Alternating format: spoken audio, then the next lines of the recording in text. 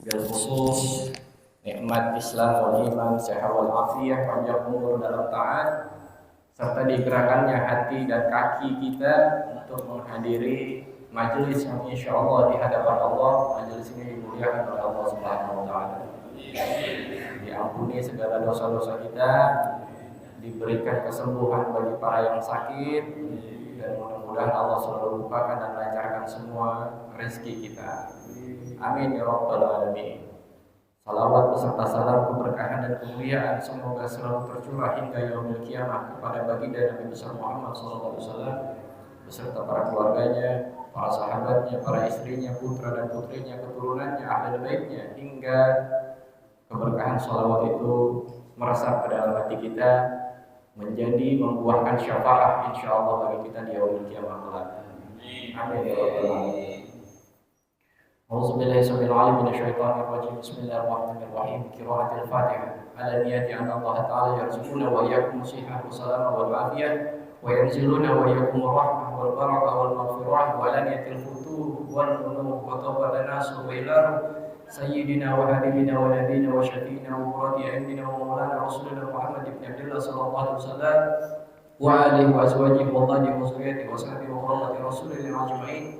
ثم إلى أرواح جميع الأولياء والشهداء والصالحين وجميع الملائكة المقربين خصوصا إلى رؤوس الإمام المهاجرين الله أحمد بن عيسى وسن الإمام فقيه المقدم محمد بن علي بعلمي ورسولهم وروحهم الله بالحب أجمعين. ثم خصوصا إلى رؤوس صاحب الكتاب شيخ أحمد بن حجر العسقلاني وشرع شيخ محمد نووي بن عمر البدني ورسولهم وروحهم وذوي الحب أجمعين أن الله تعالى يتبشر برحمه والمغفرة ويأتيه بالخير بالغافرة ويبني درجاته في الجنة العالية وينفعنا بأسرارهم وأموالهم وظلمهم ونفعتهم وبركاتهم في الدين والدنيا والآخرة ببركاتهم. اللهم افتح لنا فتوح العارفين واجعلنا من عباده الصالحين برحمتك يا أرحم الراحمين. إلى حضرة النبي المصطفى سيدنا محمد صلى الله عليه وسلم. الفاتحة.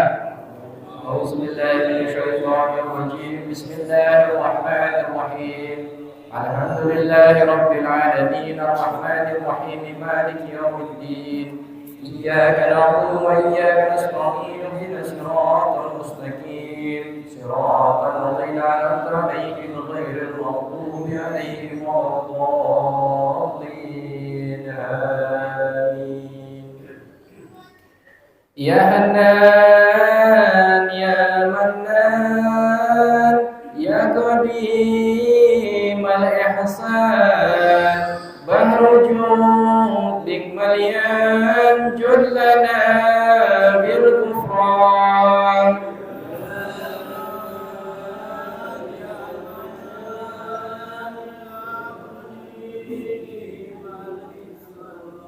بحر جودك مليان جد لنا بالغفران. جد لهذا الإنسان عبد صاح فتيان من ذنوب رحلان خائف إنك غضبان. يا منان يا قديم الإحسان بحر جودك مليان جد لنا بالغفران. ربنا نستعفيك ربنا نستعديك ولنا ظن فيك يا رجاء للإيمان. يا حنان يا منان يا قديم الإحسان بحر جودك مليان جد لنا بالغفران. بالنبي الأمي وخديجة أمي والبطول الختمي سيدات النسوان. يا حنان يا منان يا قديم الإحسان بحر جودك مليان جد لنا بالغفران. وصلاة التعظيم على النبي ابن هاشم الدمان هو ضعيم بالعبادة سهران يا منان يا منان يا قديم الإحسان بحر جودك مليان جد لنا بالغفران اللهم صل وسلم وبارك عليه وعلى آله وصحبه. Bismillahirrahmanirrahim.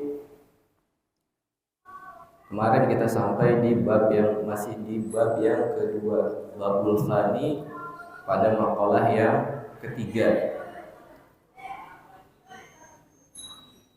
Al-maqalatu salasah. An Abi Bakrin Siddiq radhiyallahu ta'ala anhu, man dakhala qabra bila zadin. Ada salah satu perkataan yang ada salah satu perkataan yang dikatakan oleh Abi Bakrin Siddiq radhiyallahu ta'ala anhu, man dakhala al-qabra bila zadin. Ayyuman a'malu sholih, yang berkaitan dengan amal sholeh. Dikatakan di sini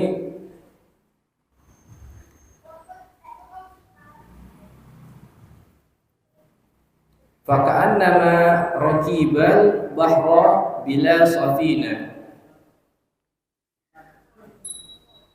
An Abi Bakrin Siddiq radhiyallahu ta'ala anhu, man dakhala al-qabra bila zadin faka'annama rakibal bahra bila safina. Bahwasanya Sayyidina Abi Bakrin Siddiq radhiyallahu ta'ala anhu berkata, setiap orang yang memasuki kubur tanpa bekal, maka dia bagaikan mengarungi lautan tanpa kapal. Jadi kita ibaratkan kubur itu bagai lautan yang luas, dan orang yang memasuki kubur tanpa ada persiapan atau bekal yang cukup, sama aja memasuki lautan dengan jalan kaki, bukan dengan alat kendaraan perahu atau kapal. Bagaimana kira-kira kalau misalkan kita jalan kaki sama-sama sampai ke tengah laut? Akan tenggelam pastinya. Ada dua pasal ini yang akan dibahas insyaallah, yang berkaitan dengan kematian. Ini nyambung sama yang tadi pagi ya, kuliah subuh kita berbicara tentang kematian.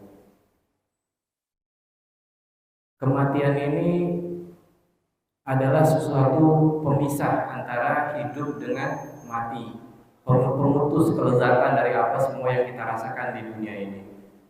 Kita bisa melihat, kita bisa mendengar, kita bisa menghirup nafas, kita bisa berbicara. Saya mau tanya, nikmat gak rasanya? Alhamdulillah. Alhamdulillah. Belum ditambah dengan nikmat masih kita mengecap rasa dalam lidah, mengecap rasa setiap makanan, manis, asin, masih berasa lezat di lidah kita. Kita masih bisa membedain rasa. Kalau kita tanya yang tidak pernah dikasih kesempatan untuk hidup, maka dia tidak akan pernah merasakan mati. Adapun kita dikasih kesempatan hidup, pasti akan merasakan mati. Namun berimbang, adil Allah Ta'ala itu, maha adil. Sebelum kita diberikan kematian, kita sudah diberikan nikmat terlebih dahulu. Ketika kita dilahirkan, ada beberapa manusia melahirkan manusia kembar. Artinya ketika perjalanan menuju rahim seorang ibu, bibit sperma yang menuju rahim ibu itu tidak sendirian pastinya. Berjuta-juta sel yang menuju rahim seorang ibu untuk menjadi cikal bakal seorang anak.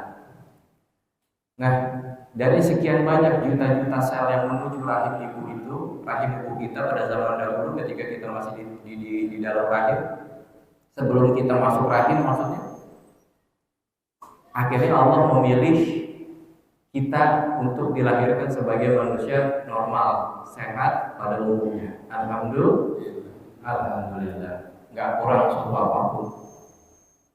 Kalau kurang duit resiko masing-masing ya. Artinya ada maksud dan hikmah nggak kenapa kita dihidupkan di dunia ini? Kita ini adalah pemenang daripada jutaan sel saudara-saudara kita yang nggak sempat lahir di muka bumi ini. Kalau kita tanya kepada mereka, pernahkah kamu melihat indahnya hijaunya pepohonan? Dia pasti akan menjawab enggak. Bagaimana saya bisa melihat hijaunya warna pohon? Saya dilahirkan aja enggak. Bagaimana saya bisa merasakan manisnya rasa teh manis? Saya lahir aja enggak. Bagaimana saya bisa menikmati gurihnya daging sapi? Karena saya lahir aja enggak. Bagaimana saya bisa merasakan tentramnya berumah tangga mempunyai seorang istri? Karena saya dilahirkan aja enggak. Nah, kita yang sudah merasakan banyak nikmat ini, alhamdulillah, karena sekian banyak jutaan sel yang saya katakan tadi, hanya kita yang dipilih oleh Allah Subhanahu wa Ta'ala. Kita banyak-banyak bersyukur kepada Allah Ta'ala. Padahal pada saat itu belum ada prestasi dari diri kita, belum ada nilai ibadah dari diri kita, dan belum ada yang alasan yang menyebabkan Allah untuk memilih kita menjadi pemenang dilahirkan ke dunia ini. Allah memilih kita kenapa? Apa kita udah pernah sholat dulunya? Belum. Apa kita sudah berzikir dulunya? Belum. Kita belum mempunyai amal apapun. Alhamdulillah Allah memilih kita. Tapi ingat, konsekuensi daripada hidup ini akan ada akhirnya. Kullu man 'alaiha wa yabqa rabbika dzul jalali wal ikram. Hanya wajah Allah Ta'ala Tuhan yang maha kekal, yang memiliki dzul jalali wal ikram, yang memiliki kemuliaan. Hanya Dia Tuhan Allah Ta'ala yang akan kekal. Dia maha hidup, tiada awal dan tiada akhir. Sedangkan kita semuanya pasti akan mati. Baik yang mendengarkan di sini maupun yang mau. Kita cuma tinggal menghitung hari kapan kiranya kesempatan itu akan datang. Yang diingatkan oleh Sayyidina Abu Bakar As-Siddiq di sini adalah bekal kita menuju kepada kematian. Karena kematian itu adalah sebuah kepastian. Surga dan neraka itu adalah pilihan. Surga dan neraka adalah pilihan, sedangkan kematian terus berjalan seperti layaknya bom waktu, terus berkurang waktunya hingga semakin sempit, dan akhirnya bertemulah kita dengan yang namanya kematian. Jika kita berbicara kematian, semua orang pasti akan takut. Padahal kematian itu sering kita dengar, tiap hari kita dengar mungkin. Dan kita udah gak asing lagi jika ada pengumuman orang yang wafat. Inna lillahi wa inna ilaihi raji'un. Udah bukan sesuatu hal yang baru dalam hidup kita itu. Nah, kalau kita kaji secara lebih dalam, kematian itu sebenarnya bukan sesuatu hal yang perlu kita takutkan, asalkan kita mempunyai bekal ke sananya. Namun ingat, yang namanya bekal, orang kalau mau perjalanan jauh, kira-kira ada kurangnya nggak? Ada lupanya nggak? Pasti ada. Itu yang punya bekal. Yang punya bekal aja pasti ada kurangnya, ada lupanya. Oh iya, kelupaan bawa obat. Oh iya, kelupaan bawa bantal. Oh iya, kelupaan bawa pakaian. Bagaimana orang yang nggak punya bekal? Yang dihadapi ini masih perjalanannya masih panjang. Masih melewati alam barzakh, masih melewati akhirat, masih melewati nanti yaumul hisab, nanti masih melewati syirat, masih panjang, sangat panjang. Jadi sebenarnya yang singkat itu hidup di dunia. Hidup yang sangat singkat inilah yang jangan kita main-main. Sejak zaman azali, hidup kita, mati kita sudah ditentukan oleh Allah Ta'ala. Maut itu ibarat sahabat bagi kita semua. Bagaimana tidak dikatakan sahabat? Nggak ada yang paling setia melainkan kematian kita sendiri. Ketika kita makan, ada nggak orang yang meninggal dalam keadaan makan? Ada. Orang yang minum dalam keadaan minum ada nggak? Ada. Orang yang mati dalam keadaan berjalan, tidur, duduk, ada. Semuanya ada. Berarti dalam semua kegiatan hidup kita, maut itu ada tidak mengikuti kita? Ngikutin maut itu. Sampai sesuatu yang paling privasi sekalipun kita masuk ke kamar mandi, maut ngikut. Nggak ada satu kegiatan sekalipun dari diri kita yang nggak diikuti oleh maut.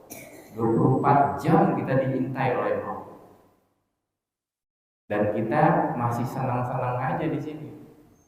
Masih sebagian masih melalaikan sholat, melalaikan ibadah puasa, melalaikan baca Quran, dan melalaikan hal-hal yang lain dalam nilai ibadah.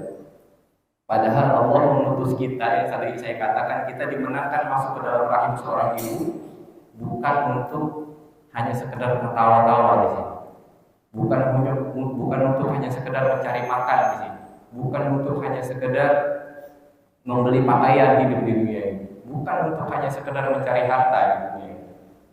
Tapi wa ma khalaqtul jinna wal insa illa liya'budun.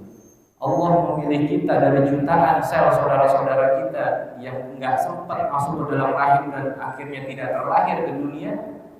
Hikmahnya adalah kita diperintah untuk beribadah kepada Allah. Lain itu tidak. Maka persiapan yang harus kita siapkan ini banyak.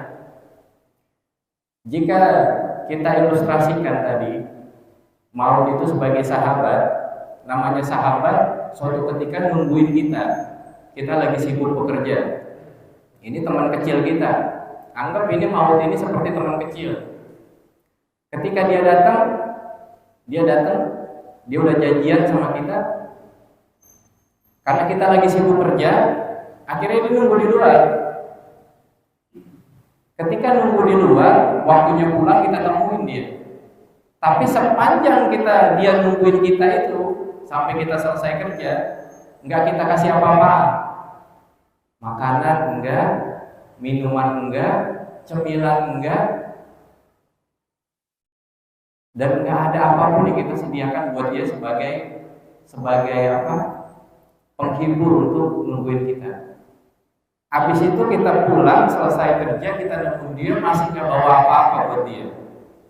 Kira-kira kalau kita punya teman kayak gitu, kecewa nggak sama kita? Udah seharian nungguin kita kerja, nggak dapat apa-apa, nggak dikasih apa-apa, sekalinya kita keluar dari sana tetap nggak bawa apa. Kecewanya bukan main. Seperti hal itu maut itu. Kita sama maut itu udah bikin perjanjian, kapan waktunya akan ketemu, udah kita bikin appointment, udah kita bikin perjanjian sama dia. Dan hanya Allah Ta'ala yang tahu. Jadi waktunya cuma Allah Ta'ala yang tahu kapan perjanjian itu akan terjadi. Kita janjian berarti sama maut kita sendiri udah belum? Udah ya, tinggal nunggu waktunya. Sebelum pertemuan perjanjian itu terjadi, siapkan bekal yang banyak. Apa kata maut ketika kita datang tanpa adanya bekal sama sekali? Kamu kira perjalanan ini masih pendek? Perjalanan ini masih panjang. Saya sudah seharian nungguin kamu di sini, nggak dikasih apapun. Sekalinya kamu pulang, selesai dari kerjaan kamu nungguin saya, kamu masih nggak punya bekal. Kamu masih nggak memberikan saya apa? Perjalanan kita masih panjang, masih sangat-sangat panjang, dan dia akan kecewa dan sangat marah pada kita.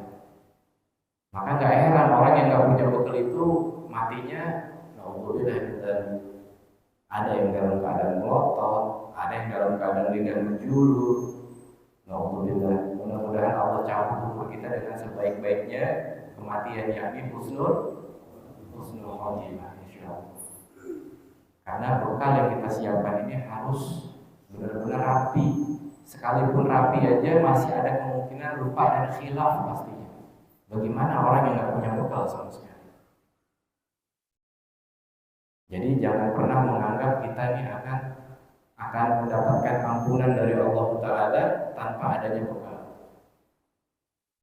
Nanti ketika 40 hari manusia mengalami fase di mana maut itu akan menjemput kita akan tahu bahwasanya kita akan pergi jauh. Dan kita akan memberikan isyarat kepada keluarga kita, anak dan istri kita. Pasti. Tapi lidah ini nggak akan pernah kuasa untuk mengatakan saya ini akan mati. Cuman hanya alamat-alamat atau tanda-tanda saja yang akan kita berikan kepada keluarga kita, sinyal-sinyal saja, sehingga keluarga kita hanya bisa nebak-nebak. Nah, di saat posisi waktu tinggal sedikit lagi itu, maka kesempatan itu kita gunakan untuk apa? Yakinlah bahwasanya amal kita diterima oleh Allah Subhanahu wa taala dan diri kita diampuni oleh Allah Subhanahu wa taala atas dosa-dosa kita. Jangan berpikir lagi, waduh, saya mati tinggal dikit lagi, dosa saya masih banyak, saya nggak bakal dapat ampunan, neraka udah di depan mata. Jangan. Kalau itu mikirnya sekarang, karena kita nggak ada yang tahu kita matinya kapan. Tapi kalau sudah periode waktu tinggal 40 hari lagi kita akan dipanggil oleh Allah, kita akan tahu dan Allah juga tahu. Baru setelah memasuki fase itu, husnuzon kepada Allah Ta'ala. Amal saya pasti diterima oleh Allah Ta'ala. Ampunan di depan mata sudah diberikan ridho oleh saya untuk saya, dosa-dosa saya diampuni. Jadi kita melepas roh kita ini dalam keadaan husnuzon kepada Allah. Nggak takut disiksa, nggak takut diberikan azab, mati dalam keadaan husnuzon kepada Allah. Kata Allah, Anna indadoni abdi. Saya sesuai dengan prasangka hamba saya. Aku sesuai dengan prasangka hambaku. Di saat posisi terakhir kita melepas roh kita dalam keadaan husnuzon, insya Allah berarti kebaikan yang akan kita dapatkan. Tapi jika kita ada seorang manusia yang melepas rohnya dalam keadaan buruk sangka kepada Allah, takut disiksa, takut dosanya nggak diampuni, maka keburukan pula yang akan diberikan oleh Allah Ta'ala. Yakin aja Allah itu nggak akan menyiksa kita, yakin. Karena andai kata siksaan yang diberikan oleh Allah Ta'ala kepada setiap manusia yang disiksa di alam kubur, itu sebenarnya suatu rahmat dari Allah. Bagaimana bisa siksaan dikatakan rahmat? Perbedaan waktu antara alam barzah dengan alam dunia itu berbeda. Perbedaan waktu antara alam barzah dengan alam akhirat pun juga berbeda. Misalkan saya kasih contoh gini, ada manusia di alam barzah 3 tahun disiksa. Ketika di akhirat dia menerima hukuman dari Allah, menjalani kehidupan di neraka selama 10 tahun. Meskipun terpaut jauh perbedaan waktunya antara alam barzah dengan alam akhirat, Allah menghitungnya sama. Jadi kalau ada orang divonis 10 tahun hidup di dalam neraka, maka dia menjalani siksaan kubur 3 tahun, Allah tinggal menghitung 7 tahun. Padahal perbedaan antara waktu alam barzah dengan alam dunia bagaikan 1 hari di alam barzah 100 tahun di alam dunia. 1 hari di alam akhirat itu bagaikan 1000 tahun di alam barzah. Cuma ketika udah dikurangi masa siksaan di azab kubur, Allah menghitungnya sama, tinggal dikurangi nanti di akhirat. Enak kan? Jadi mau disiksa? Jangan. Walaupun enak ada keringanan, tapi kalau bisa jangan disiksa sama sekali kita. Insya Allah Ta'ala minal aminin kita diberikan ampunan oleh Allah. Dari situ aja Allah memberikan keringanan buat kita. Bil khusus. Bagaimana dengan nasibnya para orang-orang kaum musyrikin? Kaum musyrikin wal kafirin tidak disiksa sama sekali oleh Allah Ta'ala. Wah enak Habib kalau begitu mereka itu. Jangan salah, kalau kita tadi menjalani siksa kubur untuk meringankan siksaan kita nanti di akhirat, karena perhitungan 1 harinya itu berbeda durasinya. Tapi kalau kafirin, kaum musyrikin, kaum munafikin itu nggak disiksa sama Allah Ta'ala agar apa? Bulan menjalani hari demi harinya nanti di di akhirat yang hitungannya tadi sudah saya katakan. Berat kan kira-kira mereka itu? Berat. Enak di kuburnya nggak disiksa, tapi nanti di alam akhirat tunai mereka, nggak ada lagi keringat. Jadi hanya kaum muslimin dan beriman yang akan disiksa di alam kubur. Segitupun Allah menyiksa seorang hamba bukan dengan brutal, bukan dengan anarkis, tidak. Allah masih pakai adab. Bayangkan Allah Maha Pencipta, Tuhan dari segalanya, kepada makhluknya masih punya adab. Makhluknya nggak dipermalukan sama Allah Ta'ala. Makhluknya disiksa di mana? Di luar kubur atau di dalam kubur? Di dalam kubur. Nggak ada yang lihat, nggak ada yang tahu. Bapaknya, ibunya, anaknya, mertuanya mengira yang mati ini yaitu kita orang baik. Nggak memperlihatkan tanda-tanda teriakan apa segala macam. Jadi di kuburnya manusia itu syariat bukan karena manusia akan mengeluarkan bau ketika wafat, bukan menjadi bangkai lalu menghasilkan bau busuk. Kalau Allah mau menghilangkan bau busuk dari sebuah bangkai, hal yang sangat mudah bagi Allah Ta'ala. Ada orang nih mati, nggak ada baunya gitu, nggak berbau bangkai meskipun 7 hari nggak dikuburin. Bisa nggak bagi Allah? Gampang. Bagi Allah sangat mudah. Jadi kita dikubur itu bukan karena bau bangkai, bukan. Allah mau menghilangkan bau bangkai bisa bagi Allah. Ada hikmah dari itu semua. Allah tidak ingin mempermalukan hambanya ketika diperhitungkan amal baik dan buruknya di alam kubur. Coba kalau kita misalkan nggak berbau bangkai, jadi nggak usah dikubur, digeletakin gitu aja di bawah. Ketika disiksa, kita ketahuan nih sama anak bini kita. Muka kita mau ditaruh di mana? Udah lagi disiksa ditontonin, lihat ngomong di dunia dulu ngomongnya cakep bener, ajakin orang suruh ngaji gitu, lihat nasibnya no. Munafiknya kita ketahuan kan? Ketahuan. Yang jadi bini kita ngeluh, ya Allah bang, gue malu gue punya laki kayak lu bang. Yang jadi anak kita apa lagi? Trauma berat ya. Ya Allah, bapakku begini ya sebenarnya. Apalagi kita punya mertua. Kalau gua tahu begini, kagak gua ambil lu jadi mantu.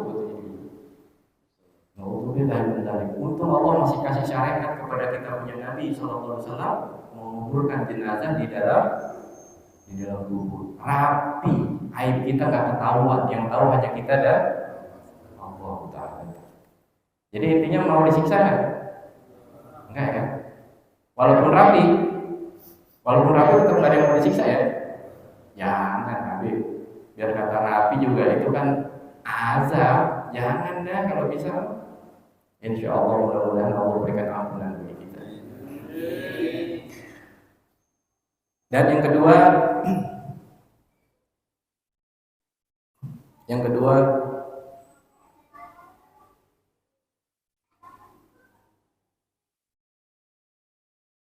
di sini Nabi Muhammad SAW mengatakan, ada sebuah hadis dari Nabi, ma al mayyitu fi qabrihi ila al ghariqil mughawwith, yang artinya adalah orang yang memasuki kubur tanpa amal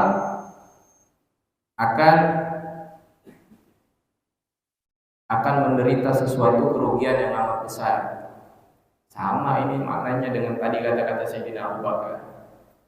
Artinya dia akan mengarungi sebuah lautan yang sangat berbahaya bagi dirinya. Jadi kalau kita begini, kita kan bertanya-tanya, emang di dalam kubur ada apa sih? Saking berbahayanya itu. Ada yang tahu nggak di dalam kubur itu ada apa? Pasti ada cacing. Ada apa lagi? Kelabang pasti ada. Walaupun kita misalkan di sini sering nangkap kelabang buat makanan ikan, nanti coba kalau kita mati, nggak ada kita bisa nangkap kelabang, ada kita digigitin kelabang. Ya. Dan habis mati itu orang capek, sakit luar biasa, masya Allah. Gigitan demi gigitan ulat-ulat yang menggerogoti daging kita. Jangan kita sangka apa namanya? Nggak berasa aja. Kita digigit semut nih, satu, mungkin segitu aja gatal udah. Kalau yang gigitin sejuta, gimana? Nauzubillah min dzalik. Jadi gigitan binatang demi binatang menggerogoti kita punya jasad ini bukan nggak berasa, sangat sakit. Mau tahu nggak bagaimana supaya jasad ini utuh nggak diganggu oleh binatang? Hatamkan Quran. Kalau bisa dihafal 30 juz, insya Allah jasad kita utuh, nggak bakalan dimakanin sama ulat, belatung, rayap dan segala macam. Kalau nggak bisa juz 30 gimana, Beb? Oke, 30 apa? Juz 30 aja kalau nggak bisa 30 juz. Paling nggak juz amma. Juz amma nggak bisa, Beb, kebangetan berarti gitu. Itu juz amma udah juz paling akhir, gerbong paling akhir itu. Manusia itu gini, oke lah, awalnya jelek, ya, awalnya jelek. Yang dihitung sama Allah itu bukan awal tapi akhir. Saya mau tanya, lebih bagus mana? Mantan kiai sama mantan preman jadi kiai? Mantan preman jadi kiai masih enak nih kan? Ini mantan preman. Tapi kalau mantan kiai kan kagak enak. Di awalnya jadi kiai, di akhirnya jadi preman, kagak enak. Makanya paling enggak Al-Quran itu oke lah yang awal kita nggak hafal, yang akhir ini paling enggak hafal, gitu. Paling enggak dihafal, harus wajib. Kan syaratnya kita mau diberikan ke apa namanya, keringanan dari Allah Taala untuk jenazah kita dalam keadaan utuh, insya Allah.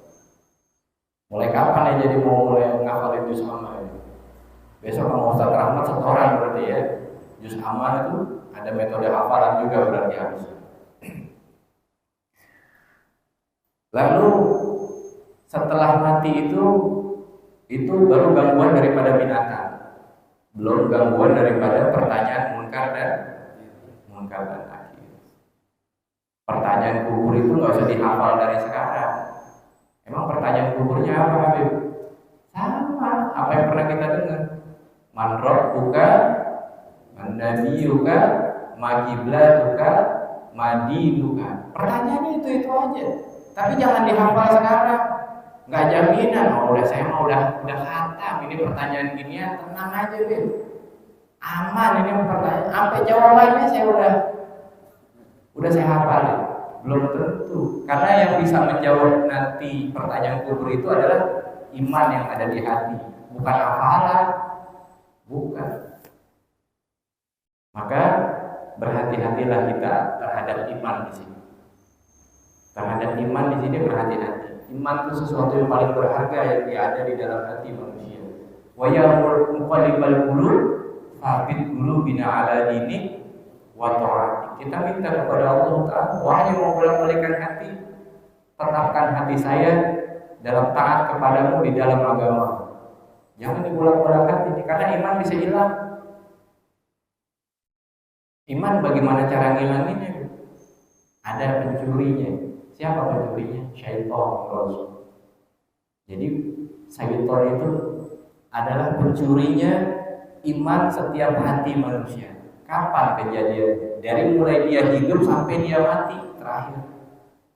Ketika manusia mengalami sakaratul maut, itu adalah posisi yang paling rentan bagi seorang manusia, di mana tidak ada lagi pembela yang bisa membela dia. Syaitan akan datang menyerupai keluarga kita yang dekat sama kita, yang sayang sama kita, membawakan sebuah air. Karena orang yang sedang mengalami sakaratul maut itu, di banyak kitab itu dibahas rasanya seperti andai kata lautan dituangkan ke dalam tenggorokannya tidak bisa menghilangkan hausnya orang yang sedang mengalami sakaratul maut. Nah, syaitan datang bawa air. Misalkan Miko sakaratul maut, misalkan. Kan kalau saya sendiri saya tutup kitab nih. Kalau saya yang jadi contohnya, saya tutup kitab aja. Misalkan Miko yang sekaratul mau, Anca yang datang bawa air.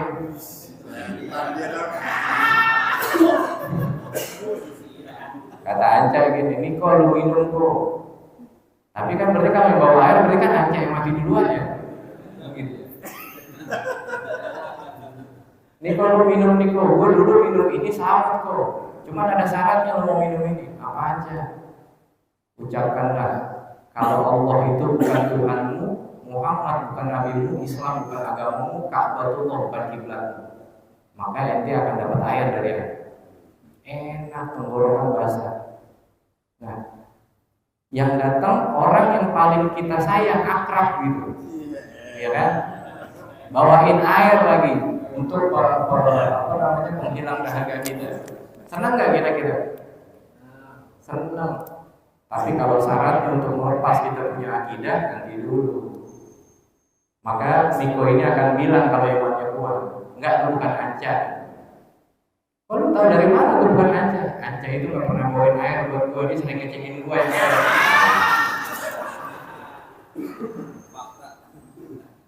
Gitu. Anca itu baik, gak bakalan pernah melepas iman gue, insya Allah. Tapi ngecengin gue sering. Ya gitu ya.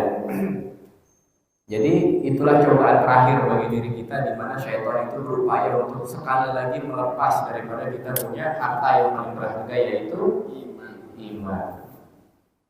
Jadi kalau bisa dibilang, kalau kita bisa merubah itu di nyanyian ada, harta yang paling berharga adalah bukan keluarga tapi iman.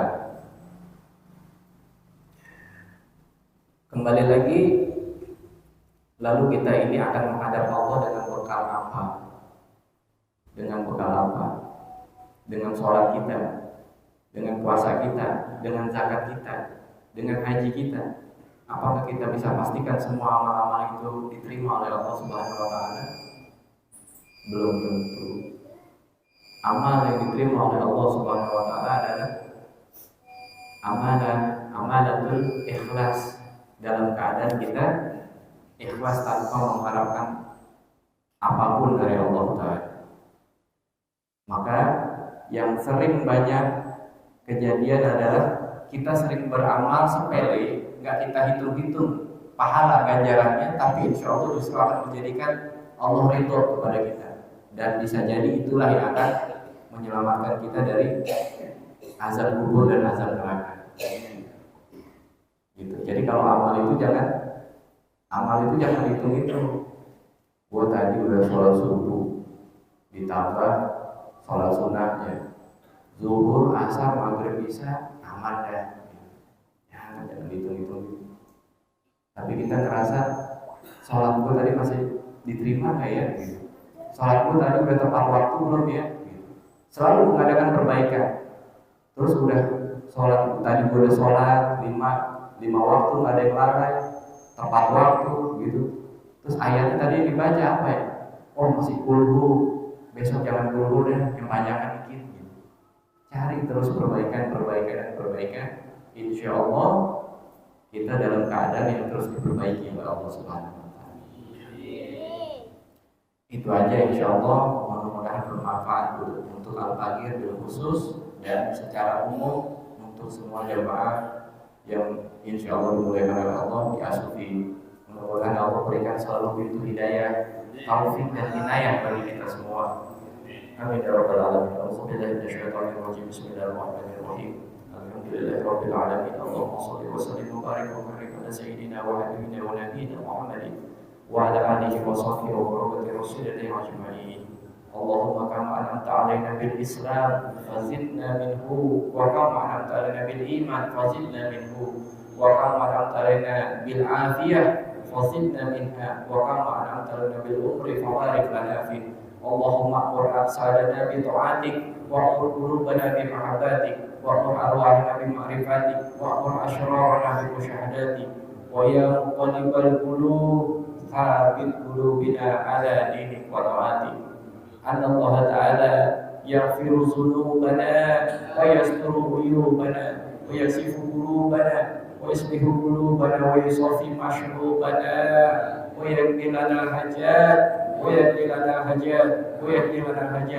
ويبلغنا جميع الأمنيات ويلهمنا في العلوم والأعمال بخير سادة ويختارنا ما في الخيرات الصالحة والعاقبة الحسنة يا ذا الجلال والإكرام أمتنا على دين الإسلام يا ذا الجلال والإكرام أمتنا على دين الإسلام يا ذا الجلال والإكرام أمتنا على دين الإسلام يا ذا الجلال والإكرام أمتنا على دين الإسلام يا ذا الجلال والإكرام أمتنا على دين الإسلام يا ذا الجلال والإكرام أمتنا على دين الإسلام يا ذا الجلال والإكرام أمتنا على دين الإسلام يا الله بها يا الله بها يا الله بحسن الخاتمة يا الله بها يا الله بها يا الله بحسن الخاتمة يا الله بها يا الله بها يا الله بحسن الخاتمة اللهم نسألك من الخير كله وأعوذ بك من الشر كله اللهم اعفيني وأعمني في أمر آخرتي ودنياي ربنا آتنا في الدنيا حسنة وفي الآخرة حسنة وقنا عذاب النار وصلى الله على سيدنا محمد النبي الأمي الحبيب الكريم وصحبه وسلم بفضل سبحان ربك رب العزة عما يصفون وسلام على المرسلين والحمد لله رب العالمين بشر الفاتحة أعوذ بالله من الشيطان الرجيم بسم الله الرحمن الرحيم الحمد لله رب العالمين الرحمن الرحيم إياك نعبد وإياك نستعين صراط المستقيم صراط الذين أنعمت عليهم غير المغضوب عليهم ولا الضالين ولا نبينا محمد صلى الله عليه وسلم أفضل مولوده على نبينا من قبلي لا إله إلا الله لا إله إلا الله لا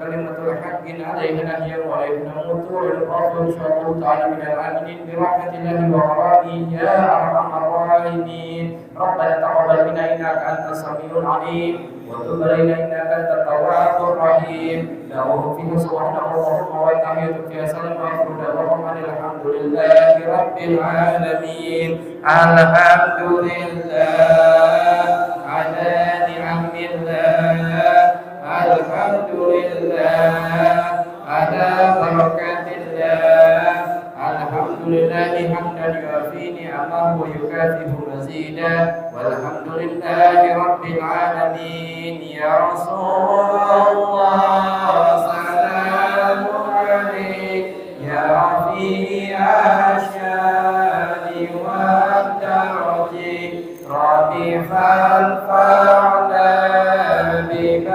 ببركتهم ودنا الحسنى بحرمتهم وأمنا في طريقتهم ومعافاة من الفتن يا رسول الله سلام عليك يا رفيع الشان والدرج اللهم صل وسلم وبارك عليه وعلى آله وصحبه والحمد لله رب العالمين.